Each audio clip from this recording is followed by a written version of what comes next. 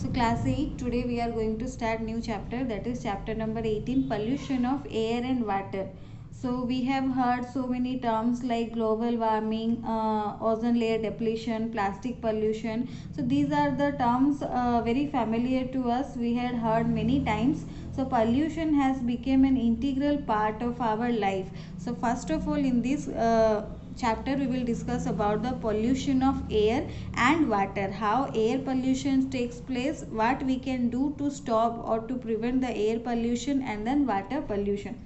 So in today's time, if we need fresh air, then green surroundings and calm mind, then first of all we have to go to some remote tourist place in the mountains, because the quality of air and water in cities and towns that are already degraded because of our surrounding. There is no greenery left now, so the air also we are not getting much fresh air. Pollution's tentacles are all around us. So air, water, land and noise pollution are affecting us in a very big way. So first of all we will see how air pollution takes place.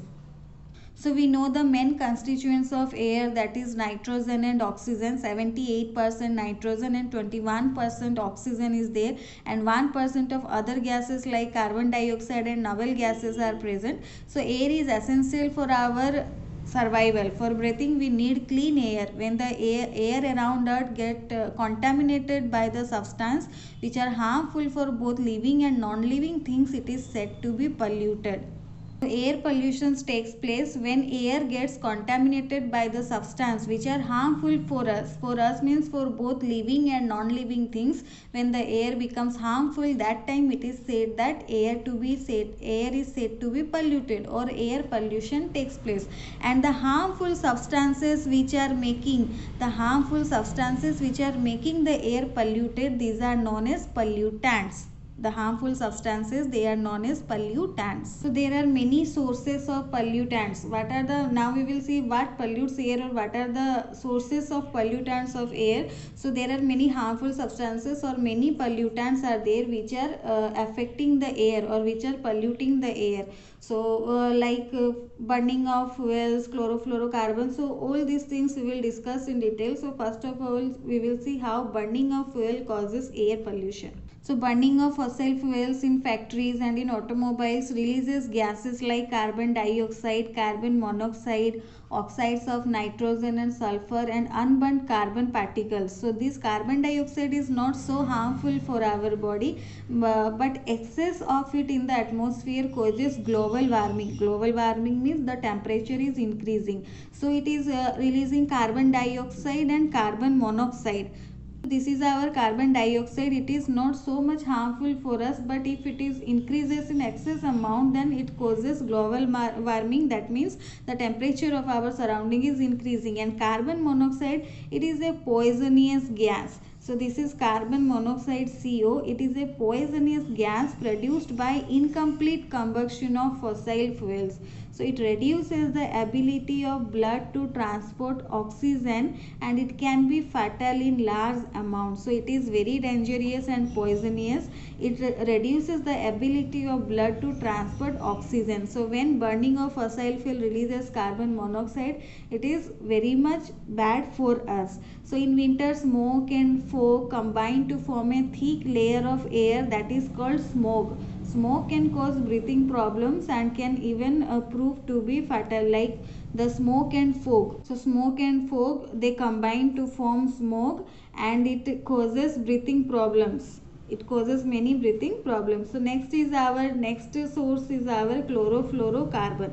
So chlorofluorocarbons, these are the chemical substance used in air conditioner, refrigerators and spray. These are very stable and remain suspended in the air. So gradually they rise up and react with the ozone layer, and they deplete the ozone layer, because these chemicals, whatever we are using, air conditioner, refrigerators or sprays and all, these all are containing chlorofluorocarbon, and they are reacting directly with the ozone layer and depleting the ozone layer, due to which the thickness of ozone layer is reduces, and this is called ozone hole.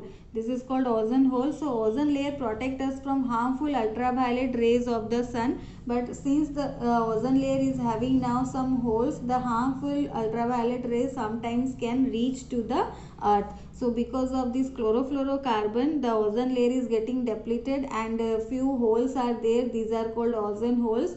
Ozone layer protect us from the ultraviolet rays of the sun. Next is our particulate matter. So along with smoke and gases, tiny solid particles of different substances are released from the mines and industries like steel, cement factories. So power plants also release very small ash particles into the air. So these particles remain suspended in the air, and they are called as suspended particulate matter.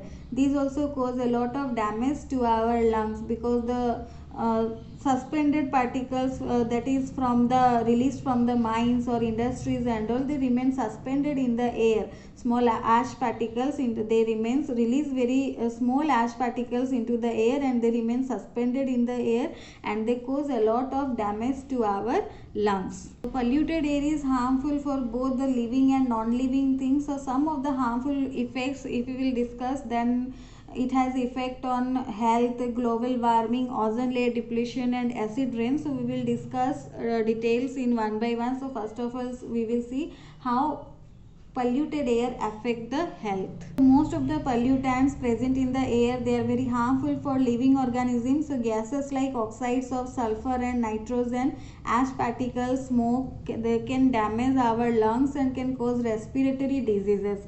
So some of them this can cause skin allergy and can cause irritation in eyes, throat. So all these things are taking place because of the oxides of sulfur and nitrogen. They can damage our lungs and they cause respiratory diseases. Along with this, carbon monoxide, it combines with the hemoglobin present in our blood and prevents it from transporting oxygen.